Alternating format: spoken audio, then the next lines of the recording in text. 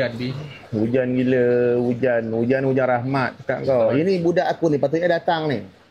Tadi dia dah janji dah tadi nak datang. Lepas tu dia diam, dia tak balas. Ya tahu hujan, tahu. Tapi bagi tahu. Abang ni abang ni duduk sini. Bagi tahu dia telefon ke.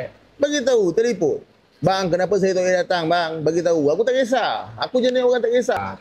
Okey, pada budak-budak yang lepasan SPM ni, kita cakap dengan korang, kita mempromosikan lah ya. Kita mempromosikan untuk pengambilan lesen motor, kereta, lori, bajak. Mana tahu habis SPM terus nak ambil bajak. Betul-betul. Semua ada. Kita ada pengajar. Kita ada pengajar. Kita ada pengajar yang bertauliah. Dekat sini, boleh chat dekat kita punya profile lah. Boleh chat dekat kita punya profile, boleh tengok semua. Kita mempromosikan. InsyaAllah ada special prize untuk korang. Betul. Yang menonton video ini. Daripada kawasan Muar Johor. Kawasan Area Bakri lah. Lepas tu kalau korang yang macam contoh yang nak ambil lesen kereta, takut ke apa. Jadi video kita orang tu boleh jadi inspirasi korang. Ya saya. Ketawa juga. Kan? Kat situ ada ilmu, ada dah sikit kita orang tu share betul. Ya. Lepas tu ambil lesen dia tak susah. Dia rasa macam kena gigit semut je. Rasa macam kena gigit semut je dia. Sekejap je. Yang penting umur mesti cukup. Yang nak ambil motor bukan umur 12 tahun, bukan. Ya, bukan. Umur 16 tahun, kakak adik, abang 12 tahun dia bawah steering.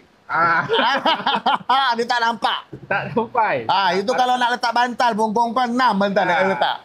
Itu yang baru lu tinggi gitu. Ingat, baru dia paras. Itu yang ambil motor 16 tahun. Yang kereta 17 tahun. Ya saya. Macam abang cakap tadi, kita rasa macam kena gigit semut je ambil lesen. Tak ada apa-apa. Dia bergantung lama ke sekejap, cuma bergantung pada anda sendiri. Adakah anda buta ataupun celik? Kalau buta faham-faham.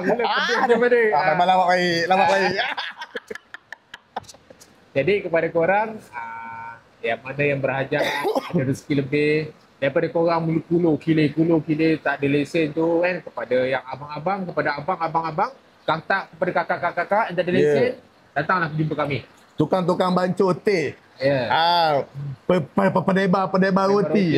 Yang mana belum ada lagi lesen, kita boleh ambil dengan kita. InsyaAllah kita akan beri bantu anda. Kita akan bantulah. Kita semua pengajar yang terbaik. Ya. Jadi kau yang penting kau kena tahu, bila kau susah sangat nak belanja orang cikgu lain, kau akan jumpa Life's Choice. Ini ada special. Life's Choice. Abang biasa kalau mengajar biasanya pelepah kelapa, beruti, memang ada dekat bonet. Bukan apa, nak mencerdikkan kau. Betul. Ya, untuk mencerdikkan kau. Dah itu je kita nak cerita. Okey, jangan lupa subscribe kita orang. Right, bye-bye.